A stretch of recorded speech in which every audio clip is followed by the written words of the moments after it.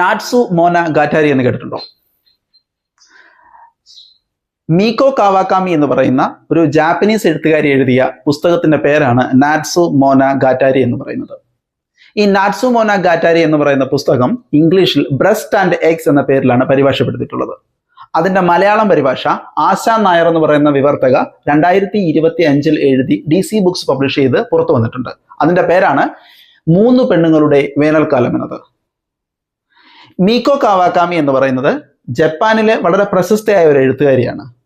2006 വരെ അവർ സംഗീതജ്ഞയായിട്ടാണ് അറിയപ്പെട്ടിരുന്നത്. 2006 ശേഷമാണ് അവർ പുസ്തകം എഴുത്തിലേക്ക് തിരിയുകയും അങ്ങനെ ആ സമയത്ത് എഴുതിയ പുസ്തകങ്ങളിൽ ഒന്നാണ് ശരിക്കും ബ്രസ്റ്റ് ആൻഡ് എഗ്സ് എന്ന് പറയുന്ന പുസ്തകം എന്ന് പറയുന്നത്. ഈ ബ്രസ്റ്റ് ആൻഡ് എഗ്സ് എന്ന് പറയുന്ന പുസ്തകം 2 ഭാഗങ്ങളായിട്ടാണ് വിഭജിക്കപ്പെട്ടിരിക്കുന്നത്. നാറ്റ്സുക്കോ എന്ന് പറയുന്ന ഒരു പ്രധാന കഥാപാത്രത്തിന്റെ ചിന്തകളിലൂടെ ആണ് ഈ പുസ്തകം എഴുതിയിരിക്കുന്നത്.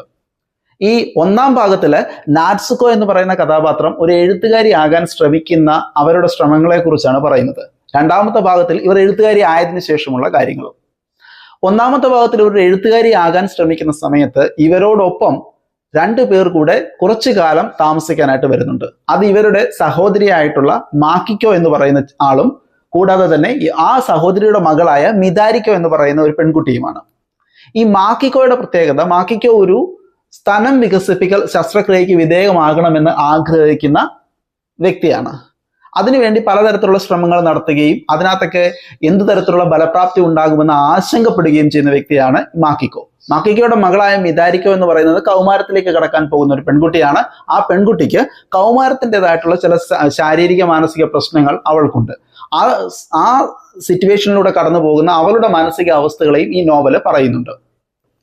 2ാമത്തെ ഭാഗത്തിലേക്ക് വരുന്ന സമയത്ത് നാറ്റ്സുക്കോ ഒരു അറിയപ്പെടുന്ന എഴുത്തുകാരിയായി മാറിക്കഴിഞ്ഞിട്ടുണ്ട്. നമ്മൾ നേരത്തെ പറഞ്ഞതുപോലെ ഈ അറിയപ്പെടുന്ന എഴുത്തുകാരിയായ നാറ്റ്സുക്കോയുടെ പ്രത്യേകത എന്താണെന്ന് വെച്ച് കഴിഞ്ഞാൽ അവർ പുതിയ തരത്തിലുള്ള സാഹചര്യങ്ങളുമായിട്ട് പരിചയപ്പെടുകയും ആ സാഹചര്യങ്ങളിലൂടെ മുമ്പോട്ട് പോവുകയും ചെയ്യുന്നു. അപ്പോൾ അവരുടെ ഉള്ളിലേക്ക് ഒരു ലക്ഷ്യം പുതുതായിട്ട് കടന്നു വരുന്നു.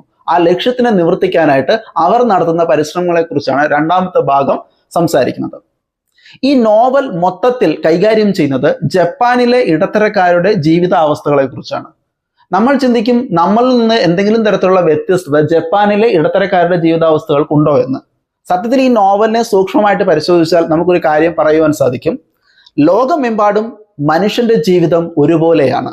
അത് വളരെ കൃത്യമായി അടിവരയിട്ട് പറയുന്ന പുസ്തകങ്ങളിൽ ഒന്നാണ് മീക്കോ കാവാകാമിയുടെ 3 പെണ്ണുങ്ങളുടെ വേനൽക്കാലം എന്ന് പറയുന്നത്.